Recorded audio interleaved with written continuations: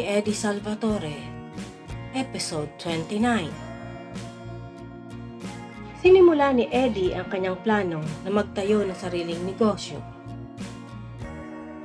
Pinadalhan niya ng imbitasyon ang kaibigan na si Albert para sa isang meeting para sa ipinakilala ni Lydia sa kanya na isa ring proposed investor. Dumating ang isang sasakyan sa tapat ng isang restaurant. Bumaba ang isang matangkad na binata. Sa figura at kilos pa lamang ay makikita na nabibilang ito sa mayayamang angkan. Nag-angat ng tingin si Eddie at si Albert nang pumasok ito sa restaurant. Tumayo at masayang binati ni Eddie ang bagong dating. Mr. Henry Ferrer, Sir, salamat at pinagbigyan mo ang imbitasyon ko, wika ni Eddie. Well, para sa mga kagaya mong business-minded, bakit hindi? Wika ni Henry Ferrer kasabay ng pagkikipagkamay kay Eddie. Binalingan ni Eddie si Albert sa kanyang tabi. By the way, I want you to meet a friend of mine, Albert Regala. Tumayo si Albert at nakipagkamay sa bagong kakilala. Pagkatapos magpalitan ng calling card, ay niyaya ni Eddie ang dalawa na ipagpatuloy ang pag-uusap habang kumakain. Ipinaliwanag niya sa dalawa ang nais niya sa itatayong negosyo, ang gemstone trading. Nagkasundo silang tatlo na magpapasok ng tig 5 milyon bawat isa bilang puhunan. Mayayamang asawa ng mga politiko at mga artista ang target market nila. Masaya si Eddie sa naging resulta ng kanilang meeting. Pagdating ng mansyon ay hinanap agad niya si Lydia para ibalita niya ang nangyari sa unang meeting nila. Alam niya na sa bahay na ito ayon sa katulong nung tumawag siya. Mami Lydia! Masaya niyang tawag. Nakita niyang nakaupo ito sa veranda at nakatanaw ang babae sa hardin. Niyakap niya ito mula sa likuran at hinalikan sa pisngi. Pinakiramdaman ni Eddie ang yakap ng babae. Dati-dati ay masaya itong sinasalubong siya ng pagbati at yakap. Mami, are you okay? Kumilos ang kamay ni Lydia at hinawakan ang isang kamay ng binata. Eddie, pwede mo ba akong samahan sa rest house ngayon? Sure, sagot ng binata. Inisip ni Eddie na stress lang sa trabaho ang babae at gusto lang magpahinga. Habang biyahe patungong rest house ay nakatulog si Lydia. Hinayaan lang ito ni Eddie para makapagpahinga. Pero nagulat siya nang muli niya itong lingunin. Tumutulo ang laway nito. Itinabi niya ang sasakyan at pinunasan muna ang bibig nito ng tissue. Hindi man lang nailimpungatan ng babae sa ginawa niya. Nauwi sa malalim na pag-iisip si Eddie habang nagmamaneho. May problema si Lydia na ayaw nitong sabihin sa kanya. Mula pa nang kupkupin siya ng babae, ay ramdam niyang may mga nakatago itong kalungkutan.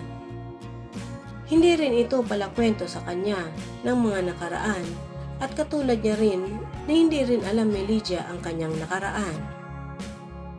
Pero nag-alala siya kay Lydia sa nakikita niyang pagbabago rito.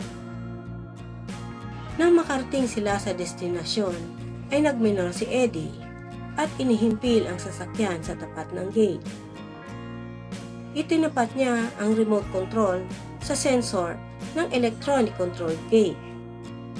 Tumunog ang lock at unti-unti itong bumukas. Nang makapasok ang sasakyan ay tinanggal niya ang kanyang seatbelt pati na ang kay Lydia saka tinapik ang balikat ng babae. Mami, andito na po tayo. Medyo nilakasan pa niya ang tapik. Nagdilat ng mga mata si Lydia. Nasaan na tayo? Tanong nito na parang hindi nakikilala ang lugar. Dito po sa rest house mo, sagot ni Eddie. Nagtatakang pinagmasdan niya ang babae. Parang ang lalim ng iniisip nito at nakatingin lang ito sa kanya. Lumabas ng sasakyan ang binata at binuksan ang pinto sa tapat ni Lydia. Halika na, Mami. Nang hindi pa kumikilos si Lydia, ay hinawakan niya ito sa kamay at inakay.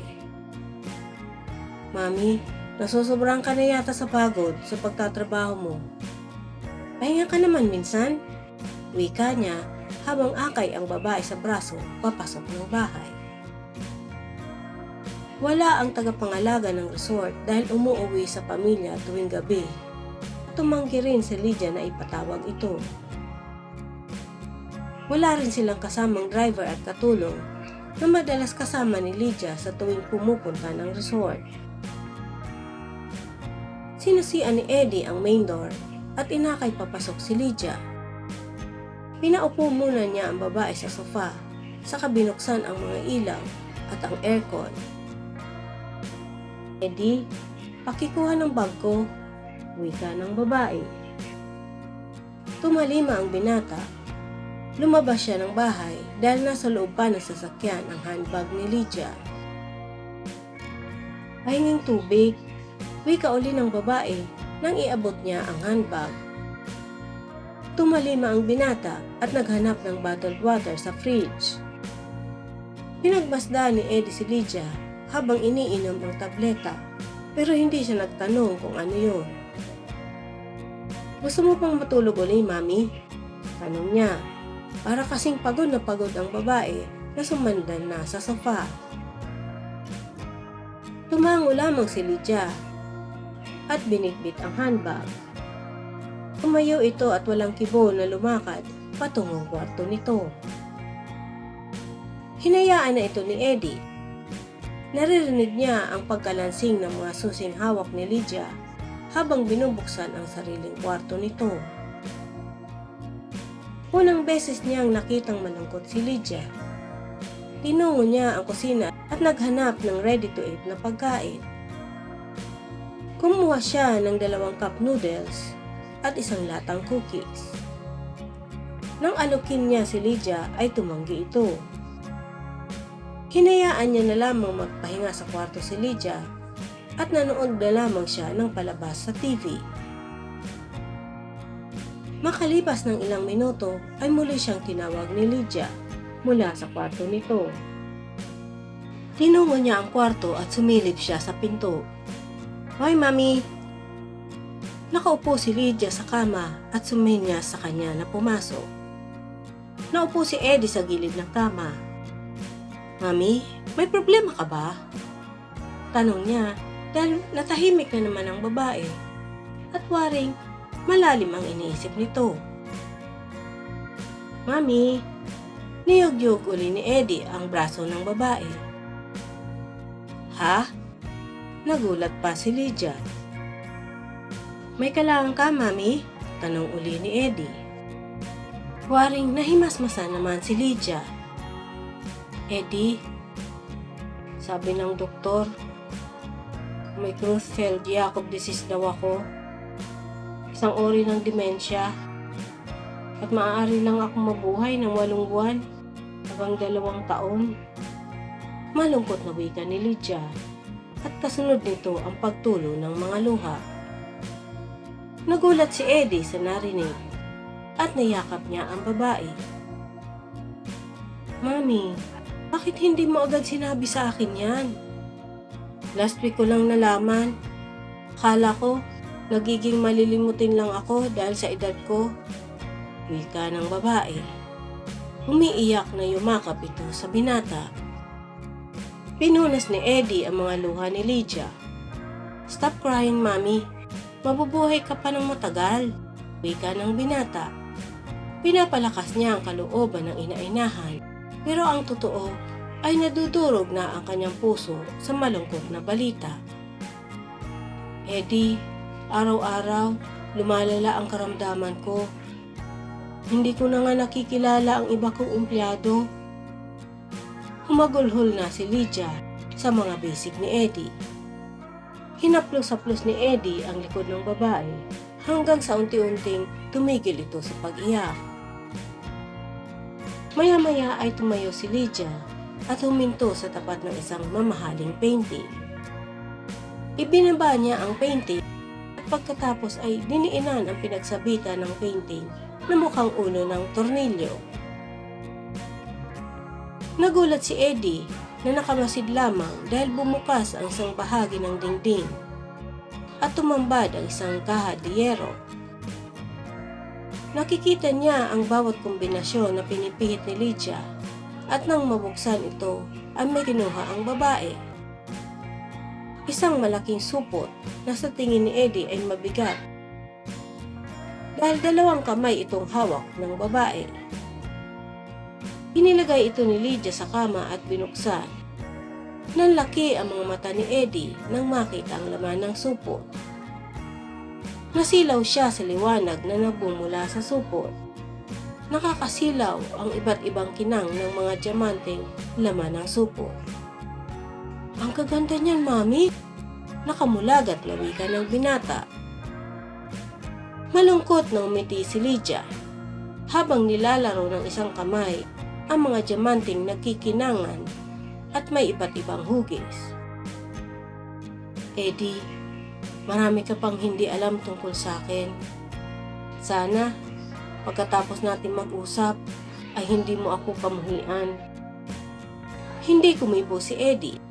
Anumang sasabihin ni Lydia ay handa siyang pakinggan. "I am not just a chairwoman of my own company, Eddie.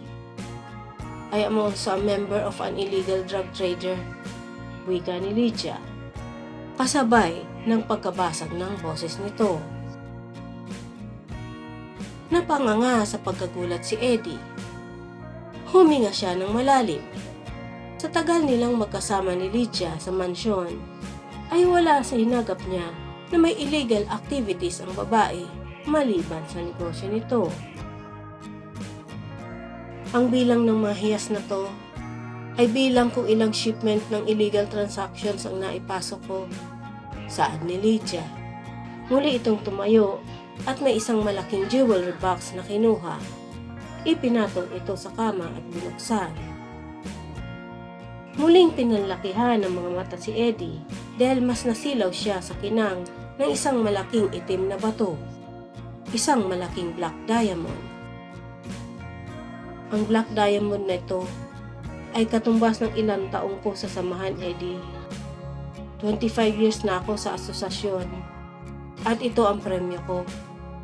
Isang black diamond, isang malaking kayamanan na walang silbi sa buhay ko.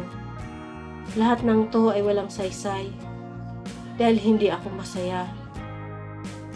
Isang trabahong ipinamana sa akin ng aking ama. Isang trabaho na pikit mata kong pinanggap. Ano ang gagawin ni Eddie ngayong nalaman na niya ang lihim ni Lydia? Abangan sa susunod na kabanata.